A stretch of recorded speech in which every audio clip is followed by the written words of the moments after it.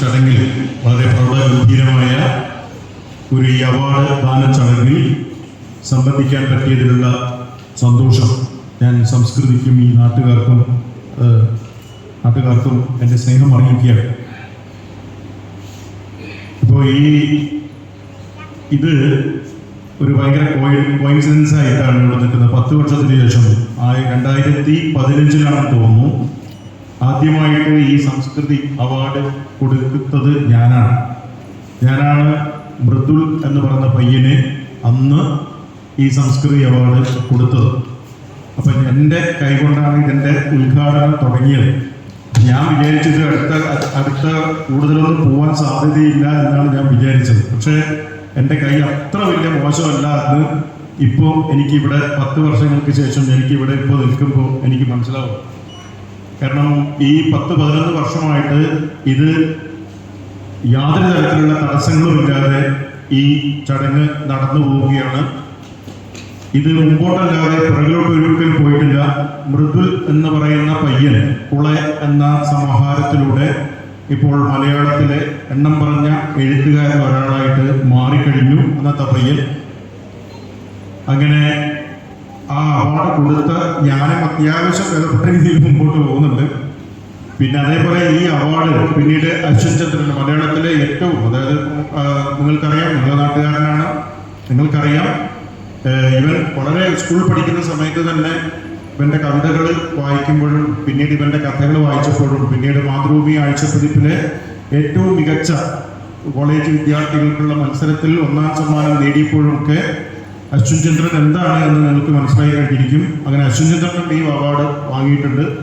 അപ്പോൾ പ്രഗത്ഭരായ ആൾക്കാരുടെ കയ്യിൽ. പിന്നെ അതിനപ്പുറത്ത് അത്ഭുതകരമായിട്ടൊരു സംഭവം എന്താണെന്ന് പറഞ്ഞാൽ ഞങ്ങളുടെയൊക്കെ മെന്റർ, എഴുത്തിൻ്റെ മെന്ററും അതുപോലെ തന്നെ ഞങ്ങളെയൊക്കെ അധ്യാപകനും ഒക്കെ ആയിട്ടുള്ള മലയാളത്തിലെ ഏറ്റവും പ്രശസ്തനായ എഴുത്തുകാരൻ ശ്രീ അംബികാസുധൻ മാങ്ങാടുക്കും ഈ അവാർഡ് കിട്ടിയെന്നുള്ളതാണ്. അപ്പോൾ അത്രയും ഒരു പ്രഗത്ഭമായ രീതിയിലേക്ക് ഈ അവാർഡ് അതിൻ്റെ ശാഖോപശാഖകളായിട്ട് വളർന്ന് വലുതായി വിധാനിച്ചു നിൽക്കുന്ന, മലയാള സാംസ്കാരിക മണ്ഡലത്തിൽ വിധാനിച്ചു നിൽക്കുന്ന കാഴ്ചയാണ് നമുക്ക് കാണാൻ വേണ്ടി പറ്റുന്നത്. അത് ഏറ്റവും അഭിനന്ദനാർഹമായ ഒരു കാര്യമായിട്ട് ഞാൻ കാണുകയാണ്. ഇപ്പോ ഇന്ന് ഈ അവാർഡ് ഇവിടെ കിട്ടിയിരിക്കുന്നത് വിത്ത് എന്ന് പറഞ്ഞ ജിതിൻ എഴുതിയ വിത്ത് എന്ന കഥയ്ക്കാണ്. അപ്പൊ വിത്ത് എന്ന് പറഞ്ഞ കഥ ഞാൻ വായിക്കുകയുണ്ടായി. വളരെ നല്ല ഒരു കഥയായിട്ട് എനിക്ക് തോന്നി. കാരണം നമ്മൾ വിത്ത് എന്ന് പറയുന്ന സമയത്ത് തന്നെ, അതായത് നമ്മുടെ നാളത്തേക്കുള്ള നാളെയുടെ പ്രതീക്ഷയാണ് യഥാർത്ഥത്തിൽ വിത്ത് എന്ന് പറയുന്നത്. അപ്പോൾ നമ്മൾ നാളേക്ക് വേണ്ടി, നാളെയെ പൊലിപ്പിക്കാൻ വേണ്ടി, ഭാവിക്ക് വേണ്ടി കരുതി വെക്കുന്ന ഭാവിയുടെ അടയാളമാണ് യഥാർത്ഥത്തിൽ വിത്തായിട്ട് നമുക്ക് മനസ്സിലാക്കുന്നത്. അതുകൊണ്ടാണ് നമ്മൾ വിത്ത് സൂക്ഷിച്ച് വെച്ചുകൊണ്ടിരിക്കുന്നത്. അപ്പൊ ഇങ്ങനെ ഞാൻ ആ കഥയെ കുറിച്ചിട്ട് വളരെ വിശദമായിട്ട് നിങ്ങളോട് സംസാരിക്കും. അതുകൊണ്ട് ആ കഥയുടെ ആഴങ്ങളിലേക്കൊന്നും ഞാൻ പോകുന്നില്ല. എനിക്ക് മനസ്സിലാക്കിയത് കാരണം ആ കഥയുടെ തുടക്കത്തിൽ തന്നെ പറയുന്നൊരു കാര്യം, മുത്തശ്ശൻ എന്നെ, അച്ചാച്ചൻ എന്നെ വിത്ത് എന്നാണ് വിളിക്കാറുള്ളത്. അങ്ങനെയാണ് ആ കഥ തുടങ്ങുന്നത്. അപ്പോൾ അതിലെ അച്ഛനും അമ്മയും അതുപോലെ തന്നെ അച്ചാച്ചനും നഷ്ടപ്പെട്ട ഏകനായ ഒരു ചെറുപ്പക്കാരൻ്റെ യാത്രയും അദ്ദേഹത്തിൻ്റെ പ്രണയവും അദ്ദേഹത്തിൻ്റെ സങ്കടങ്ങളും ഒക്കെയാണ് ആ കഥയിൽ കടന്നു വരുന്നത്. അത് വിത്തിൻ്റെ പശ്ചാത്തലത്തിൽ ഒരു വിത്തിൻ്റെ ഇമേജിലൂടെ അത് വളരെ രസകരമായിട്ട് വളരെ ലളിതമായ ഭാഷയിൽ പറഞ്ഞു പോകുന്ന ഒരു മികച്ച കഥയായിട്ട് എനിക്ക് അത് തോന്നി. ആ കഥയ്ക്ക് അവാർഡ് കിട്ടിയത്, ആ കഥക്ക് അവാർഡ് കിട്ടാൻ വേണ്ടി മാത്രം പ്രാഗൽഭ്യമുള്ള ഒരു കഥയായിട്ട് എനിക്ക് തോന്നുന്നു. അതുകൊണ്ട് ഞാൻ ജിതിനെ, ഈ കഥക്ക് അവാർഡ് കിട്ടിയ ജിതിനെ ഞാൻ അഭിനന്ദിക്കുകയാണ്. അപ്പോൾ ഇതിനെ കുറിച്ച് പറയുന്ന സമയത്ത് തന്നെ പല കാര്യങ്ങളും അതിന് പറയുന്നുണ്ട്. അപ്പൊ അങ്ങനെ ഇരിക്കുന്നു. അപ്പോൾ നമ്മളെപ്പോലെ തന്നെ ഒരു മനസ്സും ആത്മാവും സംസാരിക്കാൻ പറ്റുന്നില്ല എന്ന് മാത്രമേ ഉള്ളൂ. മഹാഭാരതത്തിൽ നമുക്ക് മരങ്ങൾ യാത്ര ചെയ്യുന്നത് നമുക്ക് അന്ന് വ്യാസം പറഞ്ഞിട്ടുണ്ട്. മരങ്ങൾ യാത്ര ചെയ്യുന്നതിനെ കുറിച്ചിട്ട് വ്യാസം പറഞ്ഞിട്ടുണ്ട്. പക്ഷെ നമ്മളെ മനസ്സിൽ നമ്മളെപ്പോലെ തന്നെ, നമ്മുടെ ആത്മാവിനോട് ചേർന്ന് നിൽക്കുന്ന, നമ്മളെപ്പോലെ തന്നെ ചിന്തിക്കാൻ പറ്റുന്ന, നമ്മളെ തന്നെ പ്രവർത്തിക്കാൻ പറ്റുന്ന നിശ്ചലമായ ഒരു ജീവിതമാണ് യഥാർത്ഥത്തിൽ ആർക്കുള്ളത്, ഈ പറയുന്ന മരങ്ങൾക്കുള്ളത് എന്നുള്ളതാണ്. ഒരിക്കലും വ്യത്യസ്തമൊന്നുമല്ല. അപ്പൊ അതിൽ തന്നെ ആഫ്രിക്കയിലെ മരങ്ങളെ കുറിച്ചിട്ട് പറയുന്നത്, ആഫ്രിക്കയിലെ മരങ്ങൾ കണ്ടിട്ടുണ്ടാവും. അതായത് നമ്മൾ കുട പോലെ ഇങ്ങനെ കിടക്കുന്ന ഒരു പ്രത്യേക രീതിയിൽ, നമ്മൾ ഇവിടെയുള്ള ഒരു മരത്തിന് ഒരു കാടിന്റെ രീതിയല്ല ആഫ്രിക്കയുടെ കാടിന്റെ രീതി. അത് അല്പം ഉയർന്നിട്ട് കുട പോലെ നിൽക്കുന്ന മരങ്ങളാണ്. ഈ കുട പോലെ നിൽക്കുന്ന മരങ്ങളെ തിന്നാൻ വേണ്ടിയിട്ട്, അത് ജിറാഫിനും കൂടി തിന്നാൻ വേണ്ടിയിട്ടാണ് അത്തരത്തിൽ. ജിറാഫിന് തല കീഴെ വെച്ച് തിന്നാൻ വേണ്ടി പറ്റില്ല. അപ്പോൾ ഇത്തരത്തിൽ മരങ്ങൾ ഉണ്ടാക്കിയിരിക്കുന്നത് മറ്റേ ഈ ജിറാഫിന് തിന്നാൻ വേണ്ടിയിട്ടാണ്. പ്രകൃതി ഉണ്ടാക്കിയിരിക്കുന്നത് ജിറാഫിനും കൂടി തിന്നാൻ വേണ്ടിയിട്ടാണ്. അപ്പൊ ഈ ജിറാഫ് ഒരു മരത്തിൽ തിന്നുമ്പോൾ അതിന് ഭയങ്കരമായിട്ട് വേദനിക്കും. ആ മരത്തിൽ ഭയങ്കരമായിട്ട് വേദനിക്കും. കാരണം അതിന്റെ ഇലകളും അതിന്റെ കൊമ്പുകളും ഒക്കെയാണ് അത് കടിച്ചു തിന്നുകൊണ്ടിരിക്കുന്നത്. നമ്മുടെ വിരലൊക്കെ ഒരാൾ വന്നിട്ട് ഇങ്ങനെ കടിച്ചു തിന്നുകൊണ്ടിരുന്നാൽ എന്തായിരിക്കും അവസ്ഥ? പച്ചക്ക്. അപ്പൊ അത്തരത്തിലുള്ളൊരു വേദന ഈ മരം അനുഭവിക്കുന്നുണ്ട്. അപ്പൊ ഇങ്ങനെ വേദന അനുഭവിച്ചുകൊണ്ടിരിക്കുമ്പോൾ ഈ മരം അതിന്റെ വേരുകളിലൂടെ, അത് സന്ദേശം കൊടുക്കുന്നത് വേരുകളിലൂടെയാണ്. അതിന്റെ വേരുകളിലൂടെ അടുത്ത മരത്തിലേക്ക് സന്ദേശം കൊടുക്കുന്നുള്ളതാണ്. എന്നിട്ട് പറയും, ഇതാ ഒരു ജിറാഫ് വന്നിട്ട് എന്നെ തിന്നാൻ തുടങ്ങിയിട്ടുണ്ട്, ഞാൻ ആകെ വേദന കൊണ്ട് പൊളഞ്ഞുകൊണ്ടിരിക്കുകയാണ്, എന്തെങ്കിലും ചെയ്തോ എന്ന് പറയുമ്പോൾ അടുത്ത മരം എന്ത് ചെയ്തോ, അതിന്റെ ഇലകൾ പകുതിയോളം എന്താകും, കയ്പ് രസമുള്ളതാക്കി മാറ്റി. പ്രത്യേകിച്ചുള്ള ഒരു എൻസൈം പുറപ്പെടുവിച്ചുകൊണ്ട് അത് അതിന്റെ മരങ്ങളുടെ ഇലകൾ കയ്പുള്ളതാക്കി മാറ്റും. അപ്പോ അടുത്ത മരത്തിലേക്ക് കയറുമ്പോഴേക്കും അതിന്റെ പകുതി മാത്രമേ നമുക്ക് അതിൽ തിന്നിട്ട് അവസാനിപ്പിക്കാൻ പറ്റുള്ളൂ. അപ്പോഴേക്കും ഈ മരം അടുത്ത മരത്തിന് മെസ്സേജ് പാസ് ചെയ്യണത്, അങ്ങനെ തന്നെ പകുതിയോളം ഞാൻ എനിക്ക് കയ്പിക്കാൻ വേണ്ടി പറ്റി. അപ്പോഴേക്കും പകുതി ആയിക്കൊണ്ടിരിക്കുകയാണ്, ഈ ജിറാഫ് വന്ന് വന്നുകൊണ്ടിരിക്കുകയാണ് എന്ന് പറയുമ്പോൾ മൂന്നാമത്തെയോ നാലാമത്തെയോ അഞ്ചാമത്തെയോ മരങ്ങൾക്ക് അകത്തേക്ക് എത്തുമ്പോഴേക്കും ആകെപ്പാടെ കഴിച്ചിട്ട് ഈ ജിറാഫിന് തിന്നാൻ വേണ്ടി പറ്റാത്ത അവസ്ഥ ആ മരം ഉണ്ടാക്കും. അത് അന്ന് തീർന്നു. എല്ലാ കാലഘട്ടത്തിലും മറ്റേ കഴിച്ചോട് നിൽക്കുന്ന പരിപാടികളില്ല മരത്തിന്. അപ്പൊ ഇങ്ങനെ ഇതിന്റെ വേരുകളിലൂടെ മനുഷ്യരെ പോലെ തന്നെ നമ്മുടെ മൊബൈലിൽ സംസാരിക്കുന്ന പോലെ എന്ത് ചെയ്യുന്നു, വേരുകളിലൂടെ സംവേദനം നടത്താനുള്ള ഒരു ഒരു ഒരു പ്രാകൃതികമായിട്ടുള്ള ഒരു ചോദന ഈ മരങ്ങൾക്കുണ്ട് എന്നുള്ളതാണ്. അപ്പോ അത്തരത്തിലുള്ള ആ മരത്തെ കുറിച്ചിട്ടും അതിന്റെ പ്രകൃതിയെ കുറിച്ചിട്ടും വിത്തിന്റെ പ്രാധാന്യത്തെ കുറിച്ചിട്ടും ഒക്കെ തന്നെ പറഞ്ഞുകൊണ്ട് എന്താണ് ഓർമ്മകൾ, നമ്മളെ ഓർമ്മകൾ എന്ന് പറയുന്നത് വിത്താണ് എന്ന രീതിയിലേക്ക് ഒരു ഇമേജിലൂടെ, ഈ വിത്തിന്റെ ഇമേജിലൂടെ വളരെ മനോഹരമായിട്ട് പറയുന്ന ഒരു കഥയായിട്ട് എനിക്ക് ഈ കഥ തോന്നുകയാണ്. ഇപ്പോ കോവിഡ് വന്ന സമയത്ത് അത്ഭുതകരമായ ഒരു സംഭവം സംഭവിച്ചു. കാരണം നമ്മൾക്കിപ്പോ ഈ മറ്റേ നമ്മുടെ ഭാര്യാഭർത്താക്കൾ ഡിവോഴ്സ് കേസുകൾ ഭയങ്കരമായി നടന്നുകൊണ്ടിരിക്കുന്ന ഒരു അവസ്ഥയുണ്ട് അല്ലേ? ഇപ്പൊ പണ്ടത്തെ പോലെ തന്നെയാണ്. പണ്ടൊക്കെ ആണെങ്കിൽ ഒരു ഡിവോഴ്സ് കേസ് എന്ന് പറയുന്നത് അപൂർവമായി മാത്രം സംഭവിക്കുന്ന ഒരു ഡിവോഴ്സ് കേസ് എന്ന് പറയുന്നത്. ഇന്നൊരു കാലഘട്ടത്തില് ഭർത്താവ് ഭാര്യയ്ക്ക് പരിപ്പട മേടിച്ചു കൊടുത്തില്ലെങ്കിൽ എന്താവും, ഐസ്ക്രീം മേടിച്ചു കൊടുത്തില്ലെങ്കിൽ, പരിപ്പട മേടിച്ചിട്ടില്ലെങ്കിൽ, അല്ലെങ്കിൽ അത് ഭാര്യ ഭർത്താവ് അങ്ങനെയല്ല പറഞ്ഞ പ്രത്യേകിച്ച് ഇതാകുന്നതല്ല. ചെറിയ കേസുകളിൽ ഭാര്യ ചായ വേണ്ടി കൊടുത്തിട്ടാണ് ഡിവോഴ്സ്, ഭർത്താവ് ഐസ്ക്രീം മേടിച്ചു കൊടുത്തിട്ടാണ് ഡിവോഴ്സ്, അല്ലെങ്കിൽ സാരി മേടിച്ചു കൊടുത്തിട്ടാന്ന് പറഞ്ഞാൽ സൂയിസൈഡ്, ഭയങ്കരമായിട്ട് കുടികളുണ്ട്. അപ്പൊ ഇങ്ങനെ ഒരു 40 വട്ടം ഡിവോഴ്സ് നടന്നുകൊണ്ടിരിക്കുന്നത് പ്രത്യേകിച്ച് നാഗരികമായ ജീവിതത്തിൽ വളരെയധികം കൂടുതലാണ്. അപ്പൊ ഇങ്ങനെ ഈ ഡിവോഴ്സ് പെറ്റീഷൻ ഇതുമായി ബന്ധപ്പെട്ടുകൊണ്ട് ഈ ഡിവോഴ്സ് കേസുമായിട്ട് മറ്റേ കേസ് നടത്തിക്കൊണ്ടിരിക്കുന്ന ഒരു വക്കീൽ എൻ്റെ ഒരു സുഹൃത്തിന്റെ സുഹൃത്താണ്. അപ്പോ ഈ ഒരു സ്ത്രീ ഒരു ലേഡി അഡ്വക്കേറ്റ് ആണ്.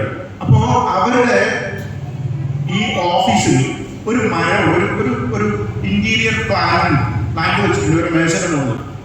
അപ്പൊ ഈ ഇന്റീരിയർ പ്ലാന്റ് ഈ പണമൊഴിക്കും കാര്യങ്ങളൊക്കെ ചെയ്യും. എപ്പോഴും സംസാരിച്ചുകൊണ്ടിരിക്കുന്ന എന്താണ്, ഈ നെഗറ്റിവിറ്റിയാണ്. അതായത് അവൻ എന്നെ തല്ലി, ഞാൻ അവനെ തല്ലി, അത് ഇത് ആകെപ്പാട പ്രശ്നം, കുടുംബ കലഹം, പ്രശ്നങ്ങൾ, അത് ഇത് ഫുൾ നെഗറ്റീവായിട്ടുള്ള അന്തരീക്ഷമാണ്. ഈ ചെടി ആകെപ്പാടെ ഇതിന്റെ ഇടയിൽ പെട്ടിട്ട് ഇതൊക്കെ കേട്ടുകൊണ്ട് ഈ ചെടി ഒരു മര്യാദ വളരാനൊന്നും പറ്റാതെ ഈ ചെടി ആകെ മുരടിച്ച് അവിടെ ഇങ്ങനെ കിടക്കുകയാണ്. അത് അധികം വളരുന്നൊന്നുമില്ല. വെള്ളം കൊടുത്താലും വളം ഇട്ടാലും അത് വളരുന്നില്ല. കാരണം 24 മണിക്കൂർ എന്ത് കേൾക്കുന്നത്, ഈ മനുഷ്യന്മാരുടെ നെഗറ്റിവിറ്റി കേട്ടിട്ട് ആകെ പ്രാന്ത് പിടിച്ചിരിക്കുകയാണ് ഈ ചെടി. അപ്പോഴാണ് കോവിഡ് വരുന്നത്. കോവിഡ് വരുമ്പോൾ തൊട്ടടുത്ത് ഇപ്പോഴും അടിച്ചുവാരി വെള്ളം തെളിച്ചുകൊണ്ടിരിക്കുന്ന ആ സ്ത്രീയോട് ഈ അഡ്വക്കേറ്റ് പറഞ്ഞു, ഇതിനൊന്ന് വെള്ളം ഒഴിക്കണം, ഇതിനൊന്ന് നോക്കണം, ഉണക്കരുത് എന്ന് പറഞ്ഞിട്ട് അവർ പോയി. അവർ പിന്നെ 2 മാസം കഴിഞ്ഞിട്ടാണ് തിരിച്ചു വരുന്നത്. 2 മാസം കോവിഡ് ഒക്കെ കഴിഞ്ഞിട്ട് 2-3 മാസം തിരിച്ചു വരുന്നത്, അല്ലെങ്കിൽ 1 ഇയർ കഴിഞ്ഞിട്ടോ മറ്റാണ് അവർ തിരിച്ചു വരുന്നത് കോടതി തുറന്ന സമയത്ത്. അപ്പോഴേക്ക് ഈ ചെടി ഉണ്ടല്ലോ ഭയങ്കര ഫ്ലറിഷ്ഡ് ആയിട്ട് ഈ ഇങ്ങനെ പൂത്തുലഞ്ഞ് നിൽക്കുകയാണ് ചെടി. ഈ അടുത്തിട്ട് കാരണം ഒരു പ്രശ്നമില്ല, കാരണം നെഗറ്റിവിറ്റി ഒന്നും ഇല്ല അല്ലേ. ആരും കംപ്ലൈന്റ് പറയുന്നില്ല. ഈ വീട്ടിലേക്ക് നമ്മൾ പോലി എന്ന് പറഞ്ഞില്ലേ, പോലി തല്ലും പിടിയും ഈ സാധനങ്ങളും ഒന്നും നമുക്ക് കേൾക്കേണ്ട കാര്യമില്ല. അതുകൊണ്ട് മനസ്സമാധാനത്തോടു കൂടിയിട്ട് വളരാൻ വേണ്ടിയിട്ട് ആർക്ക് പറ്റുന്നുള്ളതാണ്, ഈ ചെടിക്ക് പറ്റുന്നുള്ളതാണ്. അപ്പോ ഇങ്ങനെ ഭയങ്കരമായിട്ടുള്ള ഒരു ഒരു ഒരു ഒരു ഒരു പോസിറ്റിവിറ്റി, അത് ഒരു പോസിറ്റിവിറ്റി ഉണ്ടാക്കുക എന്നുള്ളതാണ് യഥാർത്ഥത്തിൽ മനുഷ്യൻ ചെയ്തുകൊണ്ടിരിക്കേണ്ടത്. കാരണം നമ്മൾ വെറുതെ നെഗറ്റിവിറ്റി ആക്കുന്ന സമയത്ത് നമ്മൾ എന്ത് സംഭവിക്കും? ഈ പറയുന്ന പോലെ തന്നെ നമ്മുടെ മനസ്സ് ആകെ മരവിച്ചു പോവും. ഇതേപോലത്തെ ഒരു ചെടി എങ്ങനെയാണോ മരവിച്ച് ഉരുടിപ്പോയത്, അതുപോലെ തന്നെ മനുഷ്യന്റെ മനസ്സും മനുഷ്യന്റെ ജീവിതവും അങ്ങനെ ആയി പോകുമെന്ന് ആ ചെടി നമ്മളോട് വിളിച്ചു പറയുന്നുണ്ട്. ഹിഡൻ മെസ്സേജസ് ഓഫ് വാട്ടർ എന്ന് പറയുന്ന ഇതുണ്ട്. ഇമാറോ പ്രകാശോ എന്ന് പറയുന്ന ഇവിടുത്തെ ഈ ജപ്പാനിലെ ഒരു writer hidden messages of water എന്ന് പറയുന്ന പിന്നെ ഒരു പുസ്തകം എഴുതിയിട്ടുണ്ട്. ആ പുസ്തകത്തിൽ പറഞ്ഞുകൊണ്ടിരിക്കുന്ന സാധനം ഇതാണ്, വെള്ളത്തിനെ കുറിച്ചുള്ള പഠനങ്ങളാണ്. വെള്ളത്തിന്റെ ക്രിസ്റ്റലുകളെ കുറിച്ചിട്ട് നടത്തിയ പഠനമാണ്. ഒരു ഫോട്ടോഗ്രാഫറാണ് പ്രകാശോ എന്ന് പറയുന്ന ഒരാള് ക്രിസ്റ്റലുകളെ കുറിച്ച്, വെള്ളത്തിൽ ക്രിസ്റ്റൽസ് ഉണ്ട്, ഈ ക്രിസ്റ്റൽസിന്റെ ഫോട്ടോ എടുക്കുന്ന ഒരാളാണ്, ഫോട്ടോഗ്രാഫറാണ്. അപ്പൊ വളരെ ആധുനികമായ ക്യാമറ കൊണ്ട് വെള്ളത്തിന്റെ ക്രിസ്റ്റൽസിന്റെ ഫോട്ടോ എടുക്കുകയാണ്. അപ്പൊ ശുദ്ധജലത്തിന്റെ ഫോട്ടോ എടുത്തു കഴിയുമ്പോൾ അതിമനോഹരമായ ക്രിസ്റ്റൽസ് ആണ് അതിലുണ്ടാകുന്നത്. നമ്മൾ ഓർണമെന്റ്സ് പോലെ അല്ലെ, നക്ഷത്രങ്ങൾ പോലെ നമ്മൾ കാണാൻ ആഗ്രഹിക്കുന്ന ഏറ്റവും മനോഹരമായ ദൃശ്യങ്ങളുടെ ഒരു സംഘാതമാണ് യഥാർത്ഥത്തിൽ എവിടെയുള്ളത്, ഈ വെള്ളത്തിനകത്തുള്ളത്. പക്ഷേ ആ വെള്ളത്തിനോട് നമ്മൾ രണ്ടുപേരും വഴക്ക് കൂടുന്ന സ്ഥലത്ത് ആ വെള്ളം വെച്ച് നോക്ക്, എന്നിട്ട് നിങ്ങൾ അതിന്റെ ഫോട്ടോ എടുത്ത് നോക്ക്. അതിന്റെ ദൃശ്യത്തിന്, ആ ദൃശ്യത്തിന്റെ മനോഹാരിതയ്ക്ക് അപ്പം ഫോട്ടോ സംഭവിക്കുന്നതായിട്ട് കാണാൻ വേണ്ടി പറ്റും. അപ്പോൾ ഉണ്ടാകുന്ന ക്രിസ്റ്റൽസിന് അതിന്റെ ഭാവമാറ്റം ഉണ്ടാവുകയും അതിന്റെ രൂപമാറ്റം ഉണ്ടാവുകയും അത് മനോഹാരിതയിൽ നിന്ന് വിരൂപത്തിലേക്ക് പരിണമിക്കുകയും ചെയ്യുന്നതാണ്. അപ്പൊ ഇത് ഒരു വലിയ പ്രശ്നമാണ്. മനുഷ്യൻ എന്താണ്, എന്നിട്ട് അദ്ദേഹം നടത്തുന്ന ഒരു പഠനമുണ്ട്. ഒരു വെള്ളം വെച്ചുകൊണ്ട് 4 തെറി പറയും. ഒരു വെള്ളം വെച്ചുകൊണ്ട് 4 തെറി പറയുകയാണ്. ആ തെറി പറയുമ്പോൾ തന്നെ അതിന്റെ ക്രിസ്റ്റൽസ് ഒക്കെ വൃത്തികേടായിട്ട് മാറും. അതേസമയം തന്നെ ഈ വെള്ളം വെച്ചിട്ട് നമുക്ക് നല്ല ഒരു സംഗീതം കേൾപ്പിക്കുന്നു, അതിന് അല്ലെങ്കിൽ നല്ല വർത്താനം പറയുന്നു, അതിന് നല്ല വർത്താനം പറയുന്നു, നല്ല പോസിറ്റീവായിട്ട് 4 വർത്താനം പറയുമ്പോൾ നേരത്തെ ഉണ്ടായിരുന്ന ക്രിസ്റ്റൽസിനെക്കാളും മനോഹരമായിട്ട് ഇത് മാറുന്നു, ഈ വെള്ളം മാറുന്നു എന്നുള്ളതാണ്. ഇതാണ് ഇതിന്റെ കാര്യം. എന്നിട്ട് അദ്ദേഹം കണ്ടെത്തുന്ന ഒരു ഫിലോസഫി. ആ ഫിലോസഫി എന്താണെന്ന് വെച്ച് കഴിഞ്ഞാൽ, നമ്മൾ ജനിക്കുന്നത് ഒരു തുള്ളി രേതസിൽ നിന്നാണ്. ഒരു തുള്ളി രേതസിൽ നിന്നാണ് ഒരു മനുഷ്യൻ ജനിക്കുന്നത്, ഒരു തുള്ളി വെള്ളത്തിൽ നിന്ന്. എന്നിട്ട് അമ്മയുടെ ഗർഭപാത്രത്തിൽ നമ്മൾ 90% വെള്ളത്തിൽ ജീവിക്കുന്നു അല്ലെ, 90% വെള്ളത്തിലാണ്. ആ 90% വെള്ളം 70%, അതായത് പിന്നീട് നമ്മൾ ജനിച്ചു വീഴും. ആ ജനിച്ചു വീഴുന്നിട്ട് നമ്മളിപ്പോൾ എല്ലാവരും ജീവിച്ചുകൊണ്ടിരിക്കുന്നത് 70% വെള്ളത്തിലാണ്. പിന്നെ കുറച്ച് പൊട്ടാസ്യം, ഫോസ്ഫറസും അയണിനും അതും ഇതും ഇങ്ങനെയുള്ള കുറച്ച് സാധനങ്ങൾ മാത്രമേ ഉള്ളൂ. നമ്മൾ മനുഷ്യൻ എന്ന് പറഞ്ഞ യഥാർത്ഥത്തിൽ എന്താണ്, വെറും മണ്ണാണ് മനുഷ്യൻ. അതിനപ്പുറത്ത് ഒന്നുമില്ല മനുഷ്യൻ. എല്ലാം വളച്ചു കെട്ടാണ്. ഒരു വലിയ പ്രസിഡന്റ് ആയി കഴിഞ്ഞാലും, ഇവിടെ റോഡിൽ കിടക്കുന്ന തെണ്ടിയായി കഴിഞ്ഞാലും, പിന്നെ എന്താ പറയുക, ഒരു എഞ്ചിനീയർ ആയി കഴിഞ്ഞാലും, ഡോക്ടർ ആയി കഴിഞ്ഞാലും, കളക്ടർ ആയി കഴിഞ്ഞാലും, മാഷായി കഴിഞ്ഞാലും, എഴുത്തുകാരനായി കഴിഞ്ഞാലും, ഒരു കൃഷിക്കാരനായി കഴിഞ്ഞാലും എല്ലാവരും തന്നെ എന്താണ്, എല്ലാവരും തന്നെ ഒരു മണ്ണാണ്. അപ്പോ ഇങ്ങനെ നിങ്ങൾ വെള്ളമാണ്. ആ വെള്ളത്തിൽ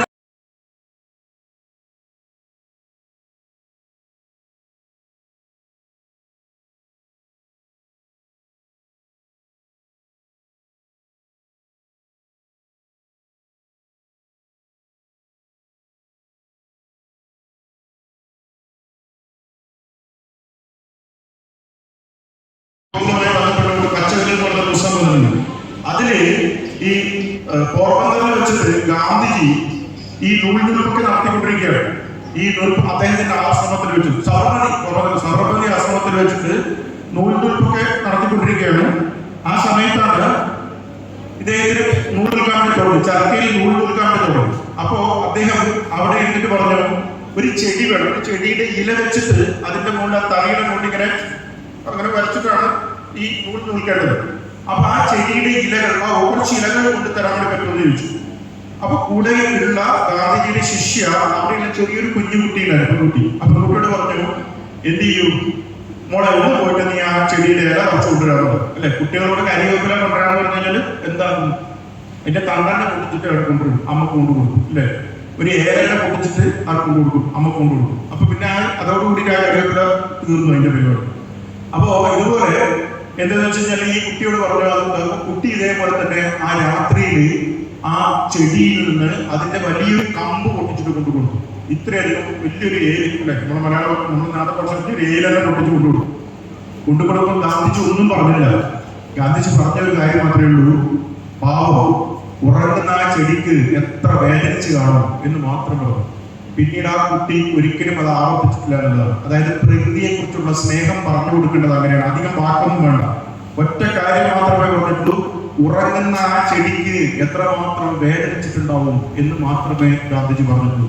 അപ്പൊ നമ്മൾ ആലോചിച്ച് നോക്കേണ്ടത്, പ്രകൃതിയിലെ എല്ലാ കാര്യത്തിലും എന്തുണ്ട്, നമ്മുടെ മുകളിൽ, മനുഷ്യന്റെ മുകളിൽ ഉള്ള ഒരു അനുഗ്രഹം പോലെ തന്നെ പ്രകൃതിയുടെ ഓരോ ജീവജാലങ്ങൾക്ക് ഉറുമ്പിലും അതുപോലെ തന്നെ എല്ലാവരും തിരിയക്കുകളിലും എന്തുണ്ട്, ഈ പ്രകൃതിയുടെ വലിയ ഒരു കടാക്ഷം കിടക്കുന്നുണ്ട്. അത് മനുഷ്യന് മാത്രം അവകാശപ്പെട്ടത് എന്ന് പറഞ്ഞുകൊണ്ട് ഇതിനെ മുഴുവൻ വേട്ടയാടുകയല്ല നമ്മൾ വേണ്ടത്. നമ്മൾ എന്താണ് ചെയ്യേണ്ടത്?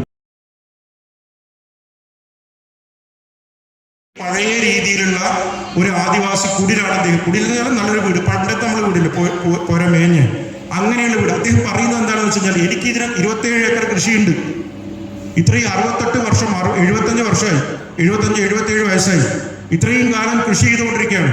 അദ്ദേഹം പറഞ്ഞുകൊണ്ടിരിക്കുന്നത് ഇതൊരു സംസ്കാരമാണ് അല്ലെ, ഒരു സംസ്കാരമാണിത്, ഒരു സംസ്കാരത്തിന്റെ വിത്തുകളാണ് ഞാൻ ഉണ്ടാക്കിക്കൊണ്ടിരിക്കുന്നത്, നാളത്തേക്കുള്ളൊരു പാഠമാണിത്.